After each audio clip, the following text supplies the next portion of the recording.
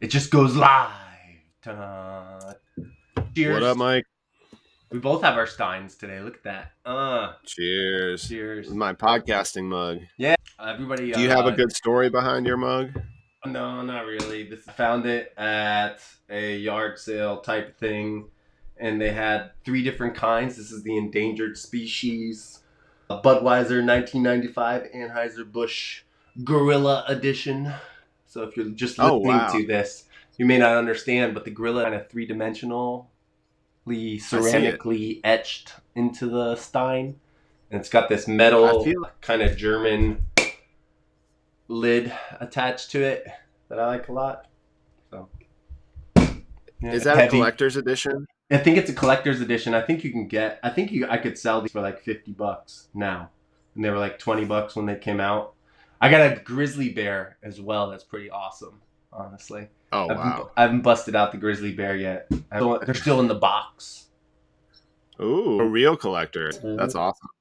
But like, what's the point of collector stuff? I don't really actually do either, by the way. This isn't because I do collector things, but I usually am the person who finds the old collector thing and beats it into a pulp because I'd rather use it and have fun with it. It's a weird thing collecting things, but like a lot of people have done it. I did it a lot when I was younger, and maybe a couple of generations before us, like it was really popular, but it's always been popular. Like is it a human thing to collect things? I think so. Yeah. I think it's like it's almost like an animal thing. Is it even human? Yeah, or was it like a societal thing where everyone was trying to make so much money in like the 20s, 30s, 40s, 50s, like in that time period, and build, and like especially after the war and when everyone was trying to make all that money, and people were just like, why don't we collect things? And if we just hold on to them for a really long time, then that value will increase. And maybe that's just why. And then random things started increasing in value, and other things started decreasing in value. And that's how we had some crazy like marketplace going on that makes really no sense. We just made it up ourselves. I know. It reminds me. Do you know the story of the fisherman? The Westerner, I think is what it's called. The Fisherman and the Businessman. Oh, go ahead. Let's hear it. The Fisherman and the Businessman is I'm gonna probably not say it completely accurately, but there's a fisherman. He's in some Eastern Asian culture, and he's hanging out with his family on the shore, and he just caught a fish for the day, a big fish for the day, and they're eating it, and they're having a beautiful day. And the sun is setting, and this Western businessman sees him, and he looks so happy, and he starts talking to him. They share some fish with him, and he tells him about how great it is that he's doing this. And he says, oh, if you did this, you could eventually get more fish and not have to fish and have other people fishing for you. And the fisherman asks him, like, I don't understand. Why would you do that? How would you do that? And he goes into detail about how you catch extra fish throughout the day than the amount of fish that you actually need, and then you sell them off to other people. And then once you sell enough of those fish, you can get more boats, and then you can hire people to get fish for you. And then after about 20 or 30 years, you can make so much money that you can retire with your family and do whatever you want. And the fisherman obviously says, I already do that. Why would I? What's the point? Hey, there you go. Right? I love it. So are you the fisherman or I like to take the fisherman stance versus the businessman stance most of the time, honestly. Yeah. Yeah. And is that a learned thing? Did you have to implement that into your life, or were you always like that since you were younger? I think I've always been like this. I think I've been a little contrarian, honestly, for a while. I think it was innate and it was enforced. I think I got both sides of that one side. Basically, when I was younger, because I saw a lot of people, or from what I remember seeing a lot of people just like being more religious about money than People I know who were devout Catholics when I was younger and going to church often.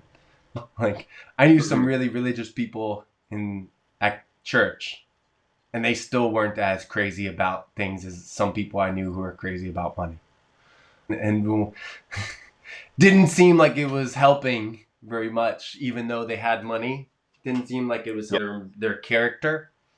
I think character has a lot to do with it. Anyhow, yeah. I think people are built like when you're trying to make a lot of money, right? And you're focusing on that wealth, you're trying to get something, right? Like you're trying to achieve something for yourself, and it might be external, but if you're thinking internally, really the only thing, like if you have all the money in the world, it'll produce maybe this cool happiness or this feeling inside you of, okay, I'm there, like maybe, right? Like that Yeah. what are you really searching for with that money? And that's once you have all that money and you're like sitting on your couch and you're like, yeah, like I have that money. And so what's that feeling? And you can compare it to somebody who's like the fisherman, who every single day they get on their boat and they see the sunrise like 5:15 in the morning coming up over the river, which is a beautiful thing if you've ever seen something like that on a boat. And every single day you get that same feeling at that person, family, and you feel capable, and you feel like you have a purpose.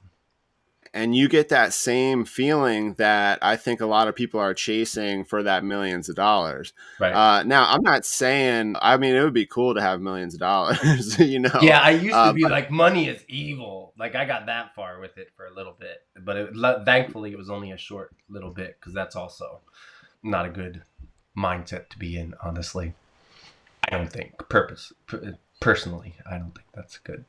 I don't think thinking of things as evil is actually really a good thing. We can go down a deep, dark rabbit hole with that one, honestly. What do you think about the idea of evil? The idea of evil. It's funny. I was actually just talking about this last night with Amber. Evil is you know that baby. That's me. I'm listening in. What? I knew you were talking about this to Amber, and I had to bring it up in the podcast because I listened through the baby creepy monitor. It is Halloween season. I've been watching a lot of crazy movies. But anyway, all right. So what were we going to get? I was just going to get into something about evil. So with Amber, and you were talking to her about it. I mean, so evil in general is something that I think is a normal thing, right? I think we were having a conversation and she was like, "Isn't that crazy?" And I was like, "No, it's not crazy, because something like, we know evil exists and we know that things are going to happen all the time.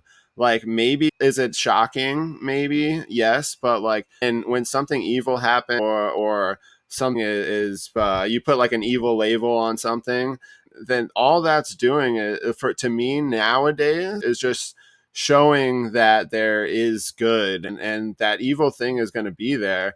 That doesn't mean that evil thing has to be there forever, and you could help that evil thing, things like that.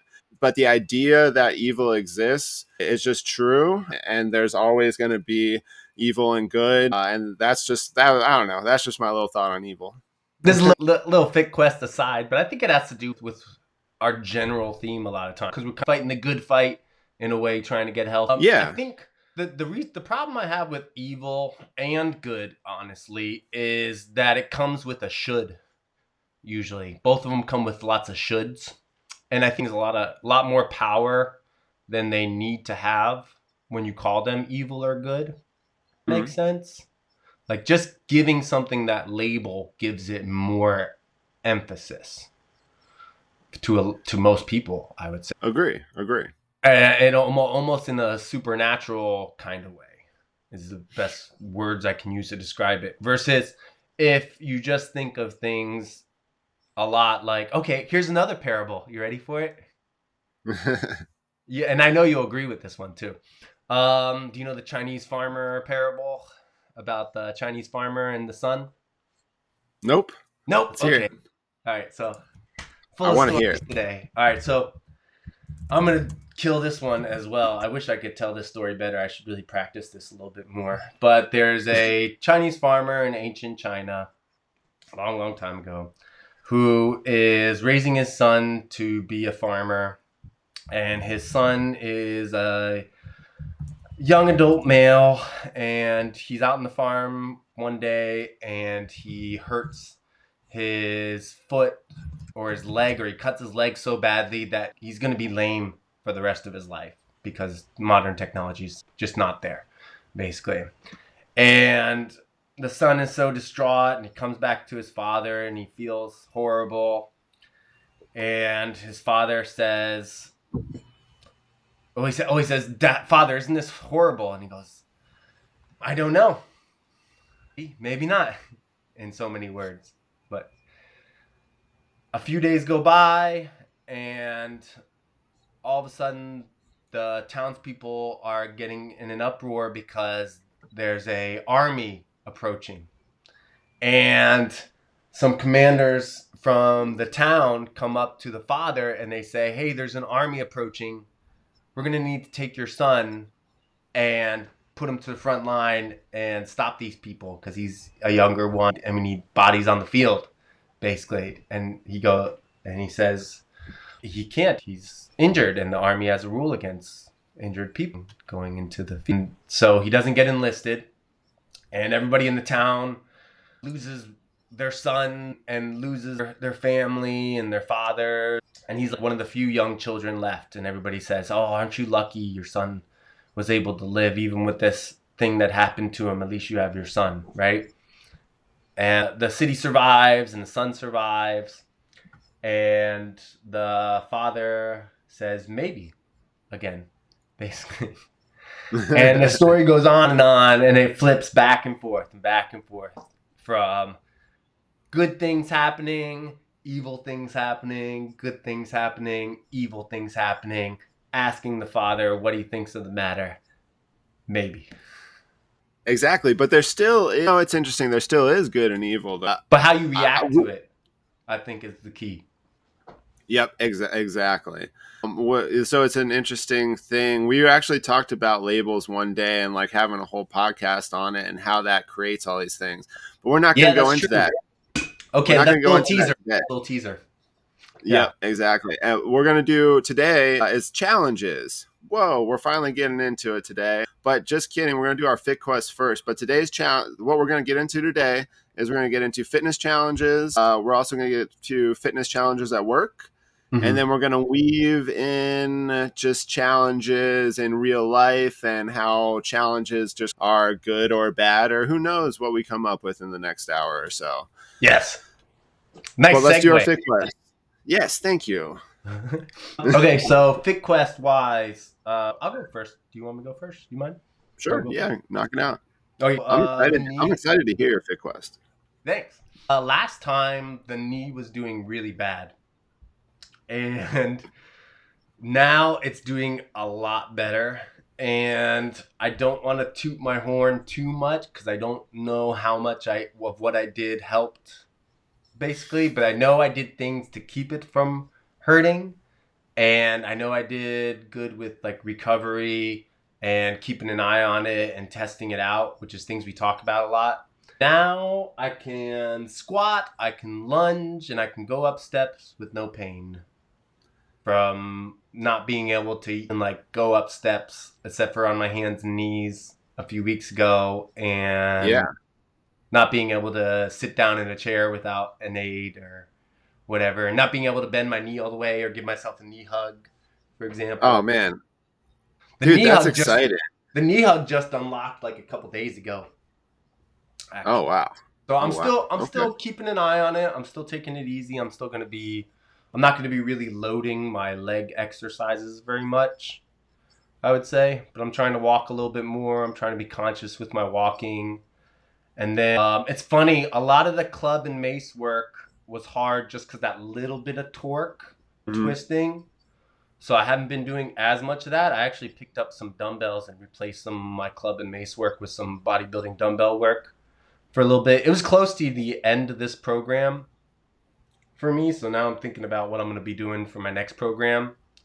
And, nice. Like knee rehab and whatnot. So I'm gonna try and finish out this program either this week or next week, and then I'm gonna start. I'm already started brainstorming for my next 4 to 6 week program right now. Oh, score.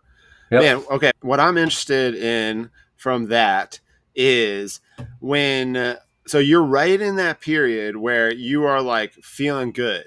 Yeah, And I'm first I'm off, peaking towards the end of my program. Like get really yeah, comfortable with your exercises, then you start adding the load, then you can start adding the skill. Yeah. yep. First off, good job. That's awesome. Thank you. Second off, all right, how do you go about this testing phase and not test too far? Hmm. And do you have any experiences over the years of like when you're in this kind of moment where you're about to be like 100%, but you're not quite 100%? And how do you think about this moment going forward? Yeah, so And like right I think of mostly like prehab type stuff at first. now? So I think of prehab like keeping the wheels on, rotating the tires, checking the oil, like you do with your car, for example. Like general Mhm. maintenance. I think of general maintenance work first, I would say. Then I think of skills that I want to continue to build on from the last program. And then I'll look at my last program, I'll see how I was doing with things, and I'll probably change on average about 50% of my exercises going into next program, and the other Yeah. 50% I'll keep the same exercise, or maybe I'll progress or regress that exercise, so I'll make it easier or harder, and I'll change the reps with it. And so thinking about your knee and moving into everything you just said, Mm-hmm. like what's your mindset with the knee and going into this new program that you're talking about when you know you could hurt yourself again, like easily. Yeah, so like And are you hesitant now? Or were there times like where you tried too hard and re-injured yourself or anything like that? Or you how do you know, feel about it? most of the time I'm not too bad about re-injuring myself too early. I'm bad about like, taking it easy for too long. Like I Okay. lean more towards the lazy side, honestly, Sure, most of the sure. time. Because I know I probably have 20 different exercises I could think of in my mind. Like if you think of the alphabet, like A to Z, okay, and like A is very low impact, very easy knee dominant exercise, and Z is the opposite. Yeah. Okay, I'm probably at probably like F right now. I would, Yeah. Okay. and then I won't go A B C D E F G. I won't go to G or H or another letter forward until I've had at least 48 to 72 hours with something. I would say to see how it feels, Okay. and sometimes I won't do anything like 2 weeks. But Okay. if it's been 2 weeks and it's feeling good, then I'll either stick with it or I'll progress. I would say. Okay. I like it. Bottom line, just lean towards the slower side and Yeah, don't jump into it too fast and just make sure you get healthy and recovered. yeah, and just stay on. I think it helps to know what your next step is, so you Hmm. can be aware of your ability to do it, and then just have ways to test yourself.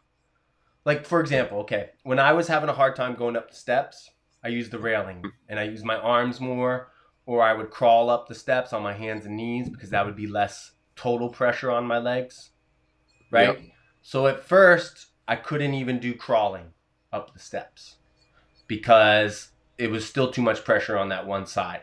So I had to use the railings and like hobble step basically and like push on the railing like you would like crutches, and then Yeah.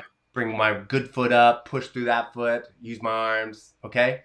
So eventually I was able to put a little bit of pressure down, and then I would go to crawling up the steps. And then once crawling up the steps started feeling easier and the bending started feeling easier, I started going to walking up the steps with both feet but using the railing a good bit. And then I Yeah. started, but that was only like strong foot first, then weak foot, then strong foot, then weak foot, then strong foot, then weak foot.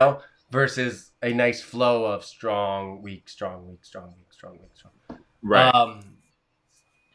So now I'm back into the flow where I can go one foot after the other without any pain. So it's just back, forward, and back until you get forward enough. I love it. Perfect.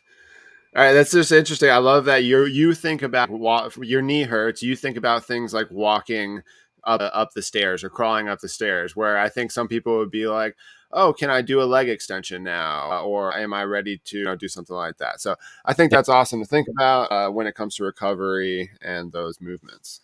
Cool. Yeah, I was hoping that I would be able to give people some insights into how I think about injury recovery during this whole little injury phase. Hopefully, it's a short phase. I love it, man. All right.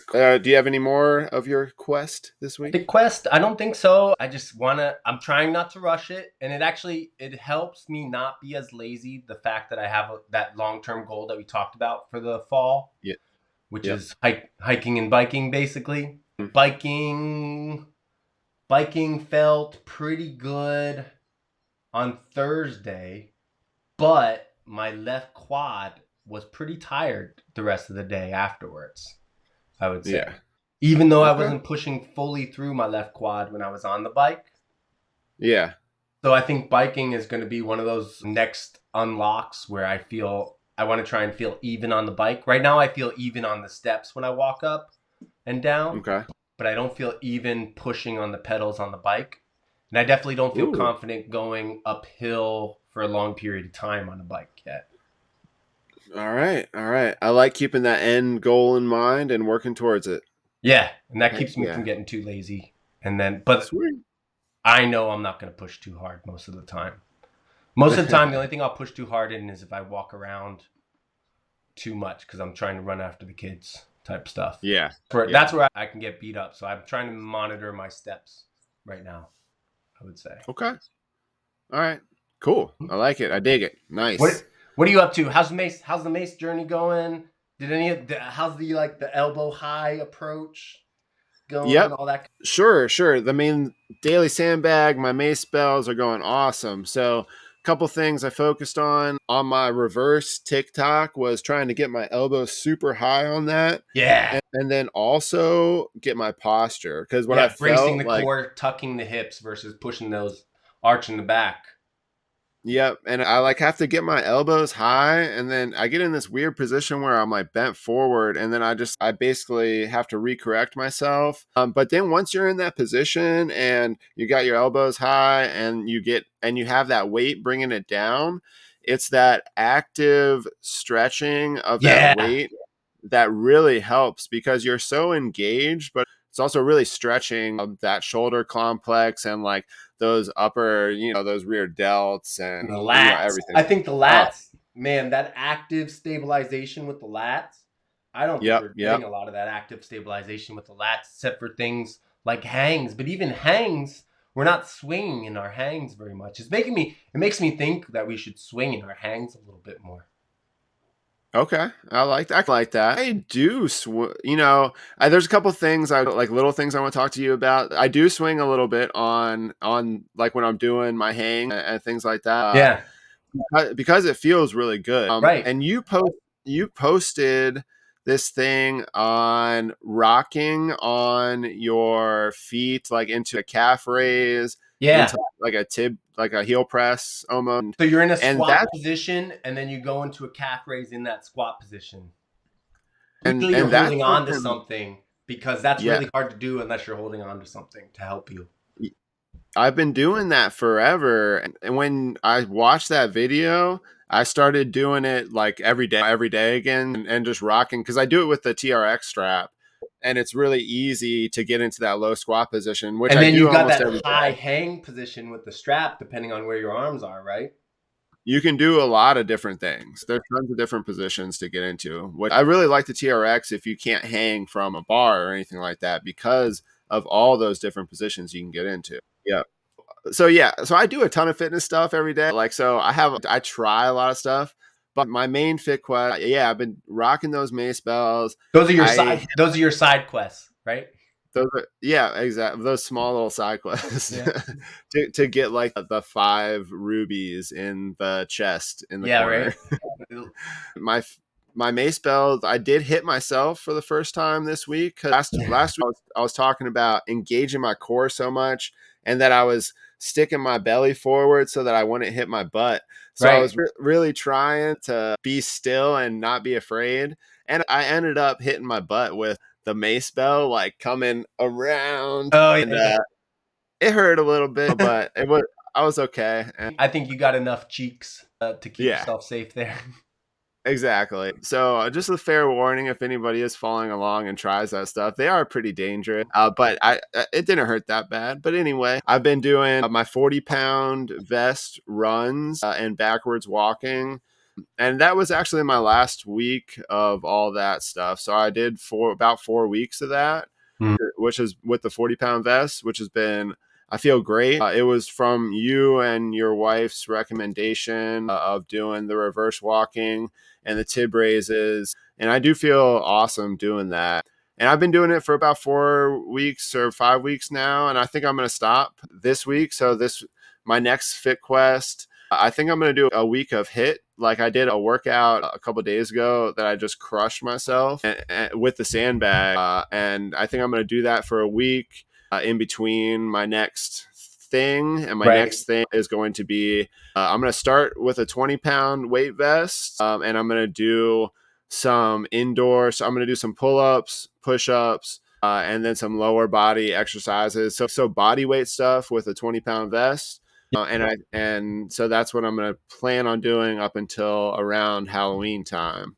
Okay. So I've been doing those runs though with the vest, which is more of a trot, because I too have those same similar goals of the hiking. And my wife and I have 2 weeks from now, we're going to that place that I talked about like 5 episodes ago where I walked way too much. Yeah. And so we might do a smaller hike that day. So I have a couple weeks to have a plan, but I feel really good because those like 30-minute trots with the 40-pound vest, man, it feels good. It's not super hard. Like I'm not dying afterward, but my body is feeling pretty resilient. So I feel pretty good right now, knock on wood.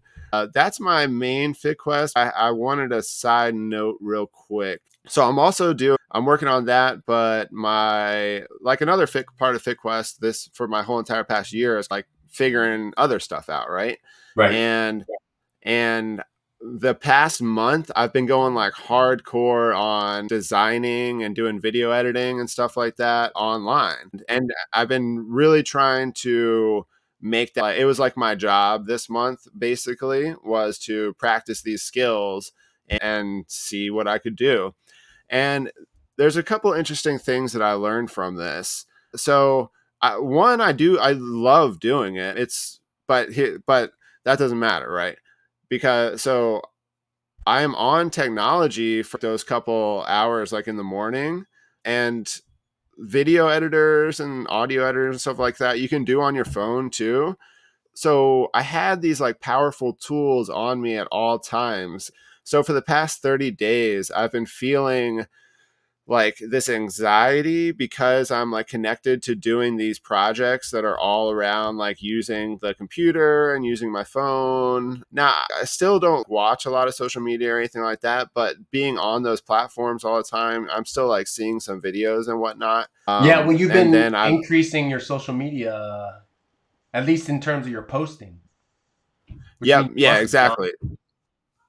So that's what I've been doing the past month. Yeah, I go on social media and I've been doing engaging with other accounts purposefully and things like that. And I get a little reward from it, but it's not super awesome. So I do think that it was something that I'm good at, but it might be one of those things that I'm just going to put on the side and just be like, it's something I'm good at, but I'm not like do it all the time. So I don't know. I haven't concluded that yet.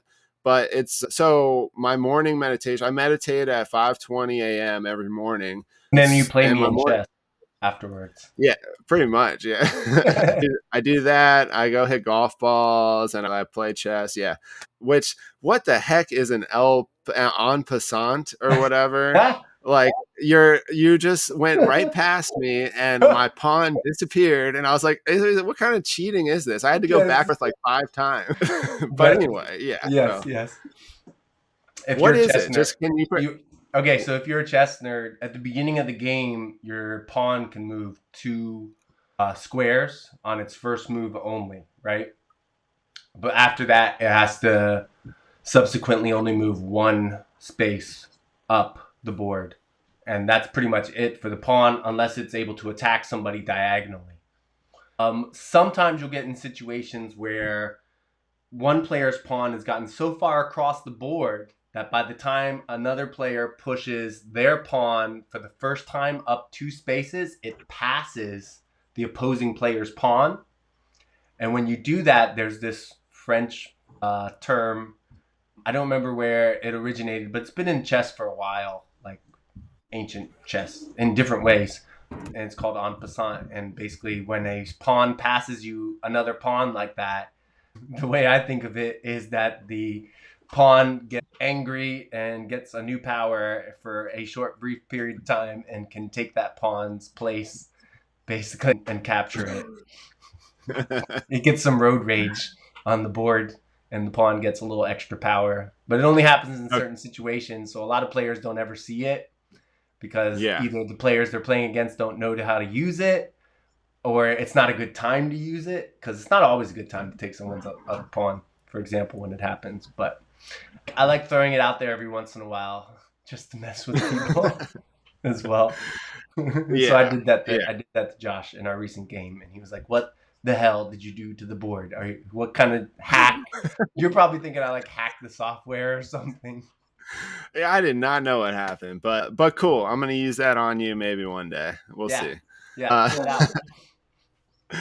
So long story short, back to so I've been upping. Been trying to go from 5 minutes to 10 minute meditation because I've been feeling that. But I think after this month, I'm gonna go on some kind of. I'm gonna set some boundaries around my use of my phone and my computer for video editing and stuff like that. And I'm just gonna realign some of my main goals are like outside of my fitness goals and I think that's going to be a part of my fit quest over the next few weeks is realigning those a little bit and just to align it with how I feel a lot. What your real And priorities are and your self improvement priorities are overall.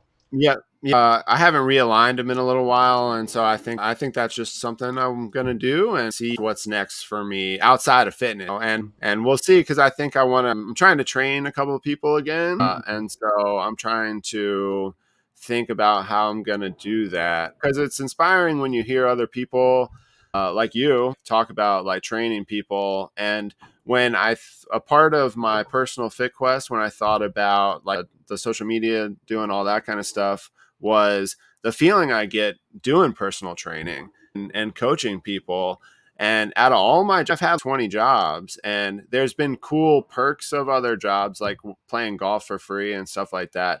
The feeling like after work is like something that I only get from personal training and it's like it sucks me in and it makes me want to coach people because it's so fun. I think it's just because I'm so interested in my brain and then every time you can coach somebody you can start thinking about them and kind of goes into the challenges a little bit that we're going to talk about today and like what challenges me is different than what challenges other people and being able to talk to other people about challenges and like what gets them ticking with their fitness and their health it's just so interesting to me and it draws me to that and as something you do every day it attracts me so I might try and lean into that a little bit more but that's just like my fit quest this week. I think that brings up two really good points. That makes me think of two things. Um, Actually, more than that, but one is I think that's great that you assess. It's kind of like you're assessing your mental health, just like you assess your physical health, right? Like you have a Yeah. macro cycle kind of cycle with your mental health, and you pay attention to that by doing your daily meditation, for example, that helps you be aware of your mental load, right? Just like you need to be aware of the amount of weight on a bench press. Like if you're trying to get better with bench press in your goals in your life, right? How much Right. load can you carry this month? and handle and get stronger. And Yep. you got to reassess that if you're not progressing the way you want to progress. But then the other thing is, I think it's really important to actually go and do new things to help you hone what it is that you want to do. And there's that balance between the two. You gotta accept the cycles and be aware of what you want and take your time and pay attention. But then you also got to go out there and try something that you're thinking about and really actually go into it. Not just I'm gonna try it one day here and then another day here and randomly there. Like you went into it for a whole month, right? And it's not like I haven't been going into it before, but I stepped it up for that month. And right, then you stepped it up. Yeah. Right.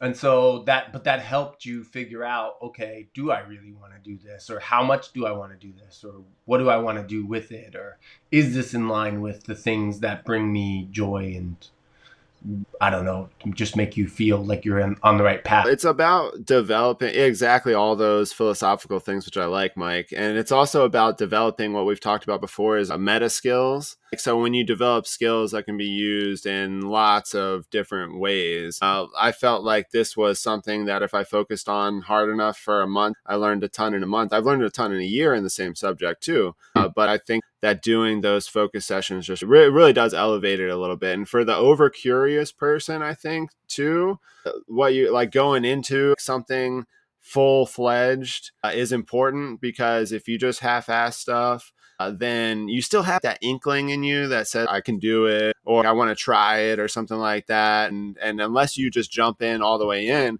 you also kind of like what we were saying about evil and good at other side. Like sometimes you don't know the flip side of the coin until you try it. And then the more times you try just random stuff or stuff that is good for you, then you can hone in your skill of becoming aware of certain things that you're going to do. Like maybe you make a plan for next month, but you know already like these 50 pathways that you've taken might not lead you to that goal. So then you iterate a little bit and then you just go from there. I don't know. That's just my thought on that. Yeah. So I'm going to bring this into challenges a little bit. I think another part about figuring out what you want to do is actually hanging around with people who are doing things that you think are cool. And kind of like what you were saying, when you're getting that personal trainer itch a little bit, right? I mean, I we think so. see each other like once a week, right? Like once a week on average. So And yeah, I have personal trainer friends. So if you're trying to get into a healthier routine, this is where challenges can be really useful, right? So you want to try and leverage a little bit of social support if you think you know where you want to go, right? For you, it's this topic is a little bit more mental. If we kind of flip that and think about somebody who's just trying to get in better shape, right? You want to be around people who want to get in better shape. A challenge is a great way to do that. So, what's some examples of some typical challenges you would hear right now? We're in October, so let's just say I don't even know if they do it anymore. But when I used to listen to the Joe Rogan podcast, they always used to do Sober October. Oh yeah, right. And a part of Sober October is the no alcohol, and then they might choose other things to be sober from. But the other part of it is adding in a big fitness element. And so that's an example of a challenge. Yeah, but I think that could be really useful for a lot of people, and I like that. I like those challenges actually more than other challenges I've seen, honestly, because a lot of challenges in the fitness world get a little and self Right. bludgeoning a little too quickly, and it almost leverages the social support in a way that makes it be more social pressure than it is support. Okay. If that makes So sense. yeah. Community is an interesting thing and how it affects people. Some people really like that support. And from that exact same, when you give somebody support, they can have two reactions. And I Mhm. think some people just have different reactions. Some people are like, hey, man, back off. And some people are like, hey, thanks. I really appreciate it. And you can have more reactions than that, too. And for me, this was interesting. All right. You were going to ask me why What I made you chose think of it? Yeah. Yeah. challenges, and this was like a week before we had to take a week off. This was like a week before October, And I was like, man, let's do I want to do a challenge. I want to challenge myself. And it's funny that we didn't do it because I thought about all these different things that I'm about to say. And one of it is support. And so, first off, people like us who work out all the time, aren't we challenging ourselves anyway? Every single month or every single new workout plan in ways like, because like there's certain things for challenges, right? I think a workout, like an actual workout program like we like to do, yeah, is a challenge in itself. It's just not usually as social based. So I don't need the community support, but I wanted the community support. Yeah. So I was thinking in my head, I was like, let me ask some people and we do something just a little bit crazier, right? Because it's a challenge. So like we do challenge ourselves on our normal workouts, but let's just elevate it for a month. Yeah. And so there's a couple things now. So community would have been great. That for me, it would have been just like hanging out with the boys and like doing something crazy and making, some silly videos and stuff like that, right? But for some people, I think having their friend who says, hey, man, are you going to be there at 8:00 for the challenge every day? Some people really need that, right? They just need somebody to like say, hey, come support me. I think everybody can benefit from social support. And I think you have to just realize that everybody gets social support in different ways, if that makes sense. So that's harder to figure out. One of the things that we were going to talk about was the corporate challenges. Yeah. So I'll do the wellness challenges with businesses. And with businesses, a lot of times, even though everybody is working in the same field, you get a lot of different personality types in those exercise challenges. That haven't been working out for a while and are just getting started. You get a lot of people who are workout nuts, who are like trying to get the top spot in the challenge, for example. And then you get a lot in the middle where people are trying to figure out, like, do I want to do this? Do I not want to do this? Is life too busy? Is life not too busy? All that kind of stuff. And how they react to it is all different as well. So I really like managing challenges for this reason. As weird as that sounds, even though it sounds super chaotic when I explain it like that. But I love seeing all the different ways people react to like a 1 month wellness challenge, where usually what we do is something like you get points for a certain amount of steps, a certain amount of biking, a certain amount of stretching, and a certain amount of strength training, basically. Yeah. And if you do any of those things and you log them, then at the end of the week, we see what your tally is, and then that helps us, and there's bonuses and all that kind of stuff through challenges. But the way people react to the bonuses and the way people react to seeing other people get points, and even like from one challenge to the next, is really interesting, because sometimes you'll see people do really bad in one challenge, and then you do another challenge later in the year and they do really good in it. It's the same person, not a lot has changed, but they're just more ready for it at that time. And why do you think that is? Do you think like maybe a spark was created the year before that they dabbled in it, and they were like, man, next year I'm going to be on that challenge, and they thought about it all year, and then that challenge finally came and they crushed it? Like maybe something like that? It's totally that. Like that's definitely one of the things that I see. Yeah. Like you see all the things. It's crazy. It's hard to say what you see the most of, honestly. I guess the only thing I would say you see the most of is if you do them multiple times a year, and really just all you need is 2 times a year, like summer and winter, for example, I think for a lot of people. But even if you just do them 2 times a year, what a lot of people will gain momentum from the previous challenge, if that makes sense. If you run the challenge in a way that feels like they have some kind of hope of getting better. Like some challenges, people just get beaten down into the dirt with. Yeah. I don't like those kind of challenges, honestly. I'm not a big fan of those, especially when you're trying to work with a large variety of people.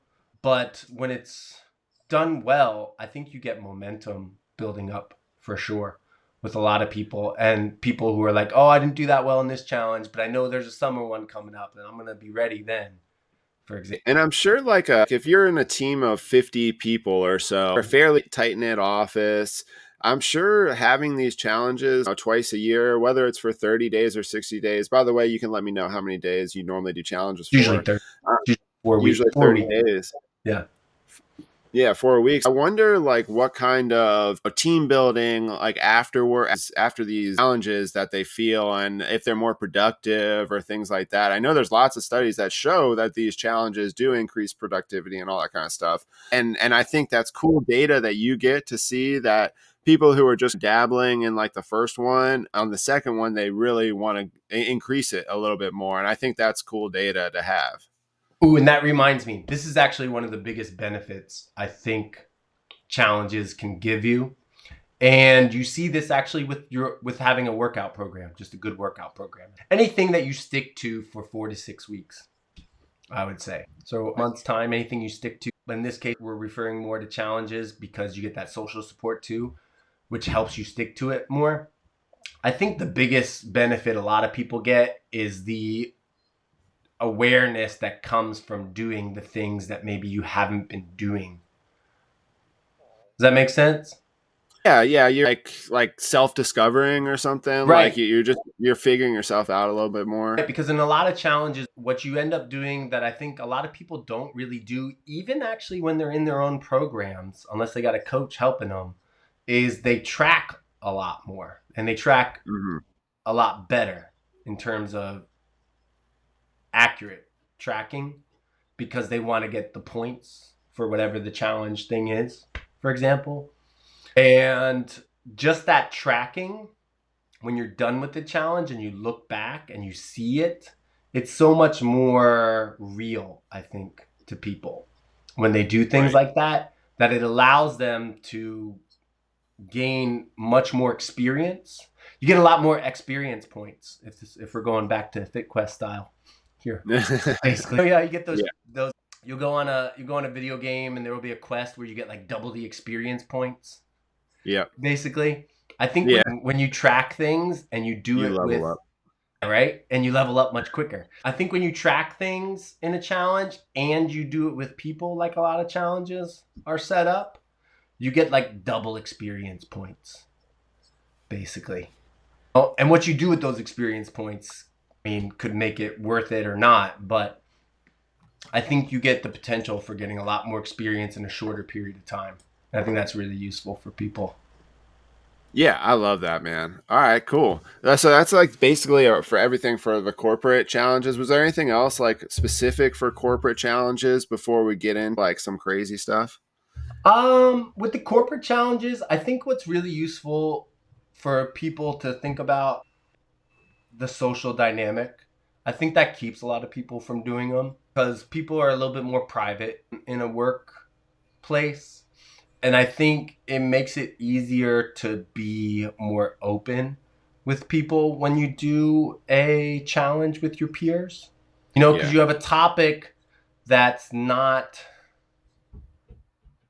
super controversial, at least the way I like to do them, in terms of everybody's just trying to support everybody to do better than they were doing before the challenge. Right. So and I think a lot of challenges get that right nowadays, though. I think you kind of keep that in mind that even though it could be a competition, it can be way more than that. It can be something that actually builds better relationships and builds like common interests, for example. Like a lot of people will find, oh, I didn't know this person bikes so much. Maybe I should go. I like to bike. I think they live nearby. We should go biking. Right. Those kind of things, those kind of little things that pop up like that actually have a lot more value. And I don't hear about those until like years later a lot of times. Yeah. But like little things like that come out of this as well. And you just gotta be aware enough and open enough for those opportunities to happen, I think, and they will. I think they're almost guaranteed to. All right. I like it. I like it. All right. So we've dabbled a little bit with everything now. Now, let's see. Our challenges. So we've talked about challenges of all sorts. Now, we've talked a little bit of why they're good, why they're bad or hard, and we don't like good or bad. We don't like those terms, but we've talked about a little bit of everything. But Now, thinking makes it. yes, exactly. Or saying it, right? Yeah. Now, all right. Now, when we're doing a challenge and it's too hard, Like, so some of those Joe Rogan Sober October challenges were they were so extreme. Like I think they had to do 5 or 10 miles of cardio a day, for Yeah. 30 days straight. Well, I think they're eating against each other, basically. So the ante Sure. just kept on getting pushed up. So those things. So we've talked about both those things in a good light, like having social people around and things like that. Now, what about the opposite sides of these things that you need to be aware of? Just you don't need to always worry about. Kind of have it in your back pocket. Yeah, like here's the seatbelt. Put your seatbelt on and put your helmet on type stuff, right? Exactly. So I wanted to do a challenge with some people who were probably a little bit more fit than me and who would challenge me. And I thought that would spark something in me. Now, I know that my competitive side would kick in immediately. Normally after say 3 or 4 days of working out, if I wake up on the 5th day and I just feel run down, I'm not going to work out. I might do a little bit of stretching or something like that, right? Now, if you're doing a challenge like this where you have to do like 5 miles a day or something crazy like that, and you wake up on the 5th day and your right knee's hurting and you have a little sore lower back, left back, and you just go out and you run for 5 miles again, and then you wake up the next day and you're even worse. So I don't think for me, challenges could become an issue. And that's just because of the social nature, because of the competitiveness. Yeah. And so I think that and I'm not even type A, but a lot of type A people will take challenges to that next level sometimes. Right. And which can be a good thing. You need to push yourself, right? But I think that do you push yourself to injury? Like, you need to be self-aware enough to not push yourself. And when I'm competing against some other guys, then sometimes that self-awareness kind of goes away and you do stupid things. Yeah. Okay. 2 things. 1, self-awareness, right? That's probably know yourself, know your limits, know what your know boundaries, thyself, right? Know how you tend to react in certain situations. Okay. And then remember that behavior is a function of you, the person, and the environment. So that means the stipulations of the challenge I would think of as the environment in this case, right? So, for example, you were telling me, hey, Mike, you want to do Sober October with me? And I was like, hell to the no, basically. And I don't even drink alcohol.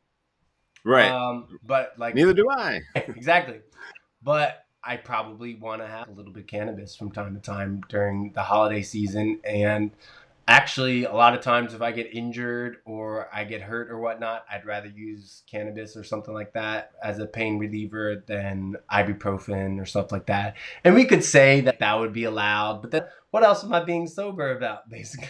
The whole time. Yeah, it was more for the fitness challenge, not the sobriety. Yeah. Yeah. Okay. So then the fitness challenge, it was like, oh, I hurt my knee. I probably shouldn't be doing a fitness challenge right now. Yep, exactly. Now that's more obvious, but I think an obvious example is useful as well. Right. So you just gotta know how much you're able to do, and you gotta be able to project a little bit into the future based on your knowledge about yourself. I would say and some of that only comes with experience. You don't know until you do it a lot of times too. So you're trying to be going into the unknown and then coming back, and then going into the unknown and coming back.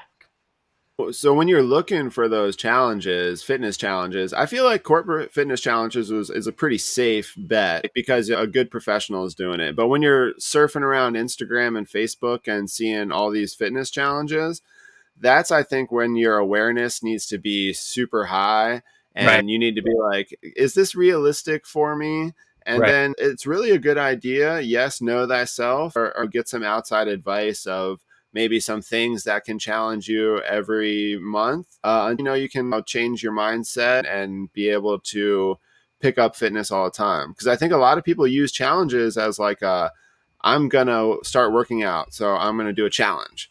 And that can help people, right? Because it's motivating, but if you're doing 100 push-up a day challenge and you just started out, you might have some bad shoulders after 30 days. There's also a lot of challenge jumpers too. Have you ever seen those types? For sure. They jump from one challenge to the next challenge to the next challenge to the next challenge. Yeah. And a lot of times those challenges are much different than the previous challenge. They're not like linear progressions, really, with any kind of like skill set or anything like that. So it feels like at that point, people are just pretty much doing CrossFit. It feels well, in our example from earlier, at that point. I'm not saying anything about CrossFit, all right? Get a whole bunch of hate mail. Actually, hate mail would be good because we don't get any mail right now for the podcast. But hey, I used to love doing the Fran workout from CrossFit. I don't know if you ever messed around with CrossFit at all. I've done a couple of their challenge workouts, for example. Yeah. Yeah. The names of them though. Yeah, and those I've never gotten injured more than when I was doing those challenge workouts. And so that's just an interesting thing to think about. Yeah. And it's what I see a lot, basically. Well, it's true. We know. Yeah. And most people actually probably have a friend or whatnot that knows as well that they could probably, But maybe if you're thinking about a challenge and you're not quite sure, just find a fitness professional, maybe has like 600 or 700 or less followers or something like that, but looks like they know what they're doing. Or maybe 700 or 800 less, because I think I'm getting close to 800 now. Under 1,000. There we go. And message them, and they'd be happy to tell, for example. But I think it is useful to also write up like a list of pros and cons, right? Okay. I like that. I think pros and con lists are actually severely undervalued, honestly. And if it's good enough for Ben Franklin, it's good enough for me.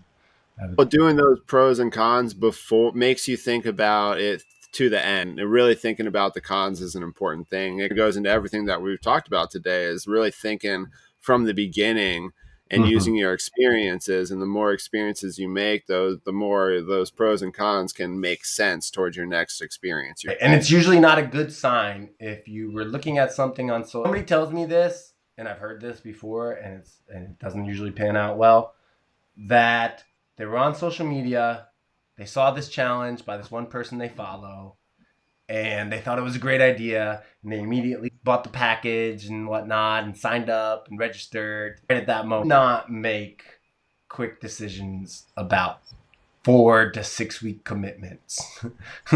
Just in life in general, I don't think that's a good idea, but especially when it comes to your bodily health. Yeah. Take a little bit of time, put it out there. And I understand that for a lot of people, the reason they do that is because they're not doing anything and they need to just like bite on something. But most of the time, that does not turn out well, I would say. Right. They haven't thought it through. But if they thought it through a little bit, then usually it turns out pretty good. Like the chances are a lot better that I don't see injuries happen or people just drop the challenge halfway through, which then is an unsuccessful challenge. Then what's the point? Right? Exactly. They have to stay challenged. Yeah. So you want to find something that you actually think you can really go through. That it'll be a little bit beyond your ability, but you can go through. And that's a sweet spot for most endeavors, is you want to try and figure out what is that line? How close can I get to that line? How much farther? How much can I take a tiny step over that line and still get better? And then go forth from there. Perfect, man. I think that ends it, dude. Sweet. All right. So thanks for listening, everybody. Hope that helps with your challenges. All right, Mike. Take it easy. Thanks, guys. Peace. Later.